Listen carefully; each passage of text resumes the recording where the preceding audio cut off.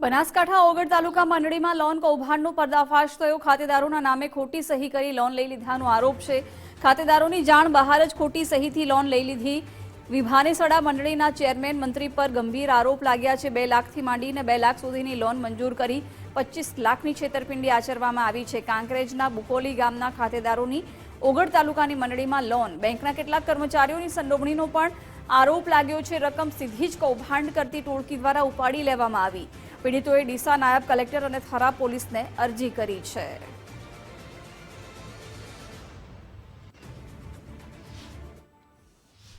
મારા નામે લોન ઉપડી છે 2 લાખ રૂપિયા લોન ઉપડી છે। તમે સહીઓ કરી છે? ના નહીં કરી જઈ। અને જમીન કયા કંપની છે? જમીન બુકોલીની। અને લોન કને ઉપાડી લીધી? મેબુદ શંકરથી। કેટલી ઉપાડી છે?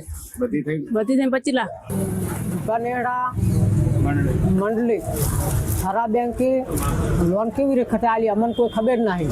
અમારી કોઈ સહયું નહીં, અમને કોઈ જોણ નહીં, અમારી કોઈ સંપત્તિ નહીં। અમારા 25 નોમ છે જમીનમાં, મારી 2 થી 9 એમની કોઈની પણ સહયું નહીં। 25 લાખ લોન લીધી છે। તમે ક્યાં રજૂઆત કરી?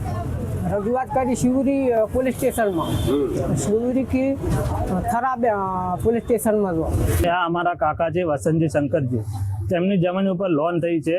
તેમાં વારસાઈમાં 25 થી 26 નામ છે, છતાં તેમની મતલબ કે કોઈની સહી નથી કે એમની બહેનોની કોઈની સહી નથી। છતાં એમને થરાની બનાસ બેંક દ્વારા અને વિભા નેહડાની મતલબ કપાસ વિભા નેહડાની મંડળી એમને જે લોન આપી છે કઈ રીતે કરી છે કોઈની સહી વગર? કેટલી ઉપાડી છે? 25 લાખ રૂપિયા લોન ઉપડી છે। કઈ રજૂઆત કરી? રજૂઆત કરી શિવરી ગયા હતા પોલીસ સ્ટેશનમાં। તો અમને એવું કીધું કે થારા પોલીસ સ્ટેશનમાં લાગે, તો અમે થારા પોલીસ સ્ટેશન ગયા છે। તો ત્યાં મતલબ કે ત્યાં અરજી કરી છે, પણ ત્યાંનો હજુ કઈ ઉકેલ